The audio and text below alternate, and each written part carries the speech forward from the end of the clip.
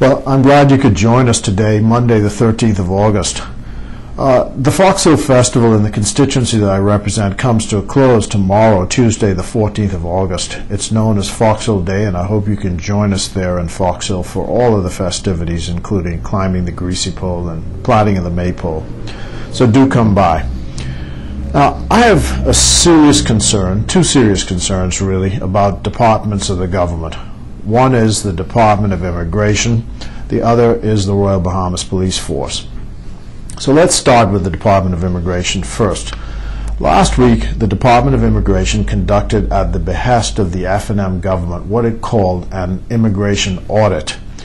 It used the Kendall Isaacs gym and invited all of those who had complaints about applications for citizenship to come to the hall and to make their complaints known so they could have those complaints checked.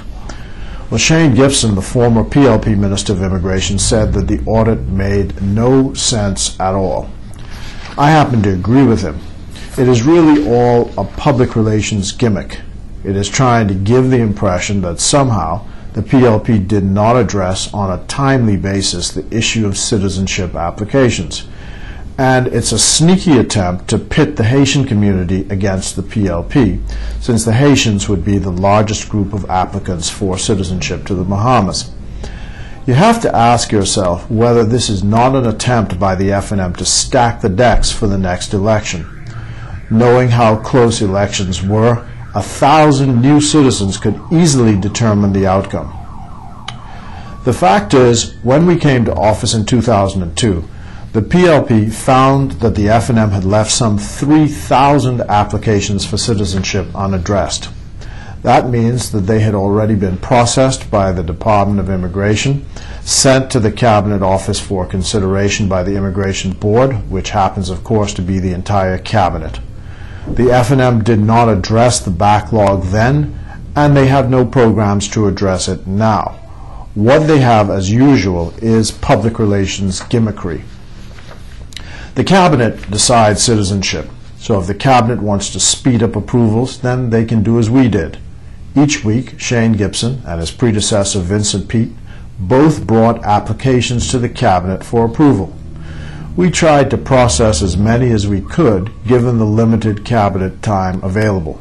Sometimes the Cabinet processed as many as 40 in one session.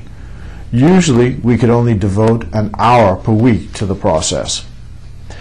If this matter is to be addressed then, what we need is not gimmicks, but what we need is a systemic approach to getting rid of the backlog, either by the Cabinet delegating the functions of granting citizenship to a subcommittee of the Cabinet, or to public officials if that is permissible in law, or we change the law with regard to who is a citizen of the Bahamas. Now I'd like to turn to the Royal Bahamas Police Force. The anecdotal evidence coming into PLP members of Parliament is that the Royal Bahamas Police Force is terribly split since the F&M came to office. It has reached the point where it may be hobbling the ability of officers to do their job and affecting the public's acceptance of the neutrality of the police. Senior Assistant Commissioner Ellison Greenslade has been publicly humiliated by his bosses. I believe this was politically motivated and driven. When he was ordered to return gifts presented to him by the Royal Bahamas Police Force upon his departure from Freeport back in June. The Commissioner of Police was at the banquet, along with 2 ministers of the government. This appeared to sanction the gift-giving. Mr. Greenslade himself has called the way the matter was handled a slap in the face to himself and to his family. The end result has been further division in the force over this matter, with PLP's one way and F&M's another.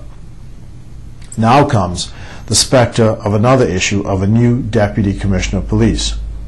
It is proposed by the Prime Minister that Reginald Ferguson, another Senior Assistant Commissioner, is to become Deputy Commissioner of Police.